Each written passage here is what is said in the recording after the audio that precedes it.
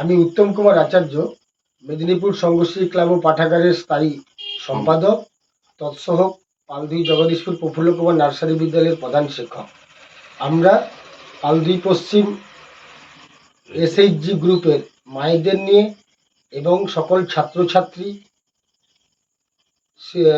শিক্ষাবিদ, শিক্ষক এবং মেদিনীপুর সংঘশ্রী ক্লাবের সভাপতি, সকল সদস্যা সকলকে নিয়ে সমবেতভাবে এক প্রতিবাদ মিছিলের আয়োজন করেছি। উক্ত মিছিলের আমাদের উদ্দেশ্য আরজিকর হাসপাতালের কর্মরত ডাক্তারের নৃশংস হত্যাকাণ্ডের প্রতিবাদ।